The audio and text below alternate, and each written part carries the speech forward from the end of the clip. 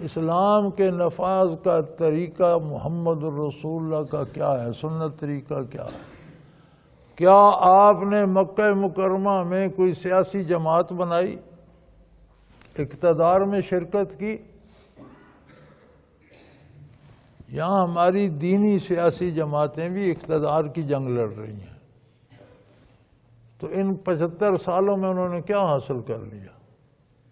ایک دو سیٹیں جیت لیتے ہیں، اس پہ سال گزار لیتے ہیں، اگلے الیکشن میں 2-4 پھر جیت لیتے ہیں۔ کیا حاصل ہوا اس کا؟ کیا تبدیلی آئی ملک میں؟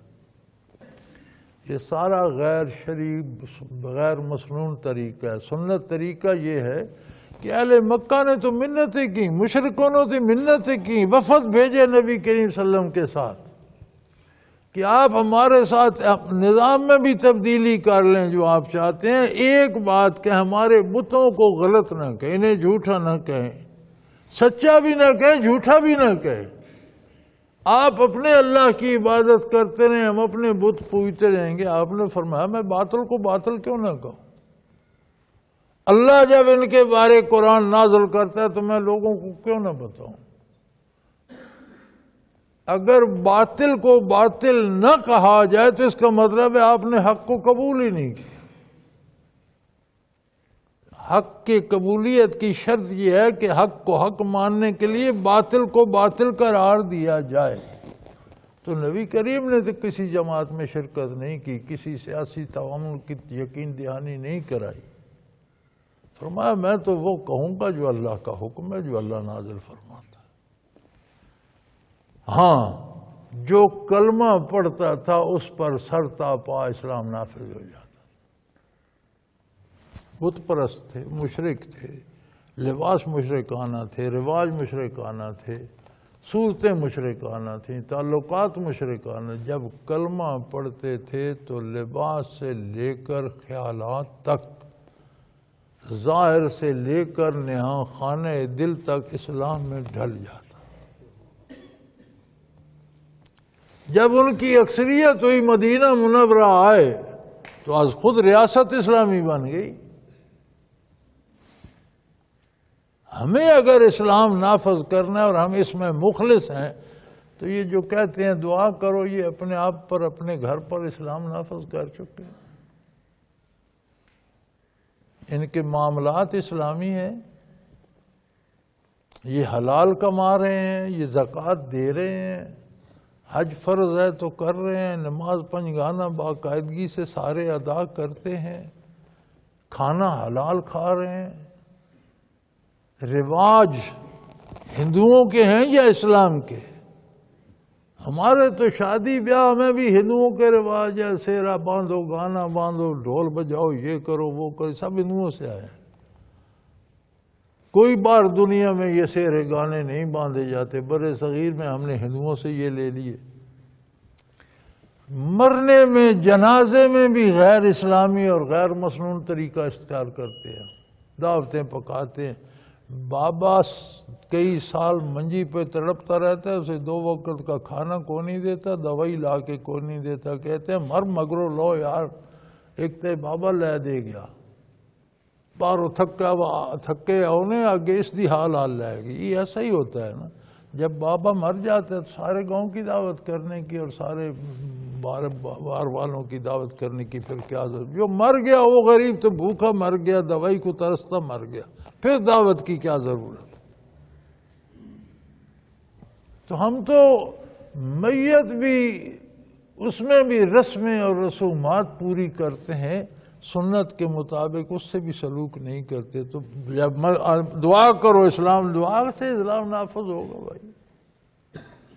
ارے بھائی جتنے لوگوں اپنے آپ پر، اپنے خاندان پر، اپنے گھر پر تو نافذ کرو، تم تو سود کھانا چھوڑ دو۔ سود کھا کے آتے ہیں مسجد میں، کہتے ہیں دعا کرو اسلام نافذ ہو جائے۔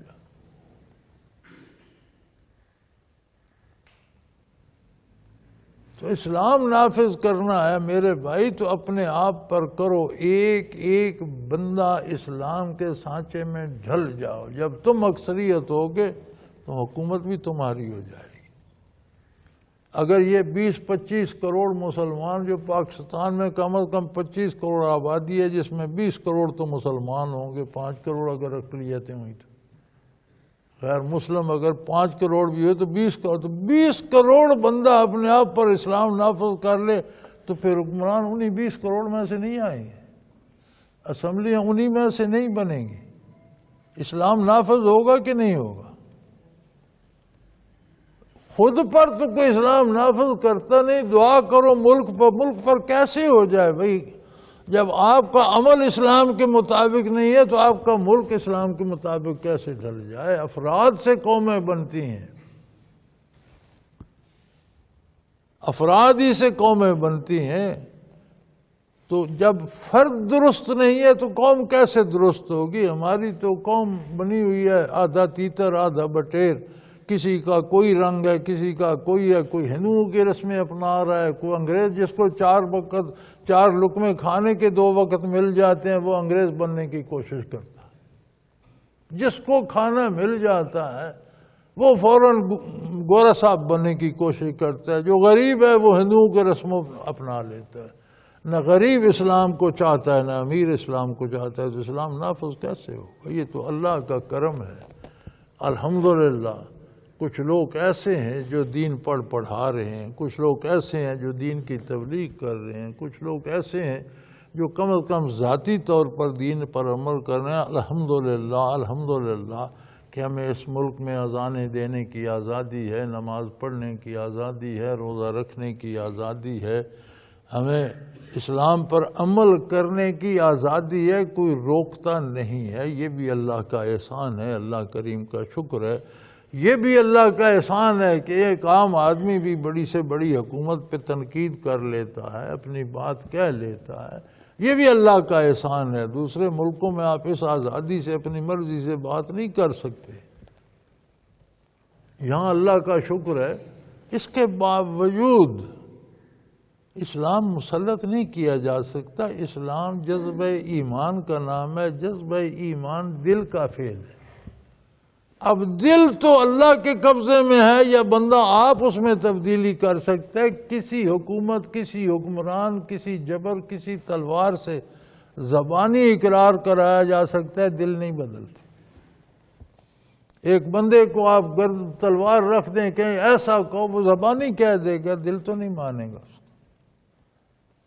دل تب مانے گا جب وہ خود دل کو منوانا چاہے گا۔ تو میرے بھائیوں، اپنے دلوں کو زندہ کرو اللہ کی یاد سے، روشن کرو اللہ کے نام سے، کہ دل اسلام کو پسند کرے تو پھر آپ کا ظاہر بھی بدل جائے گا۔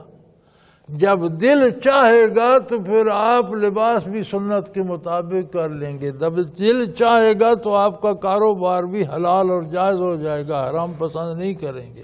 جب دل چاہے گا تو پھر سود سے دور ہو جائیں گے، چھوٹ جائے گا۔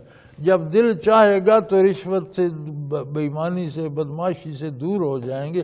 جب دل چاہے گا تو اسلام آپ پر نافذ ہو جائے گا، اور افراد پر نافذ ہوگا تو پھر ملک پر بھی نافذ ہو جائے گا۔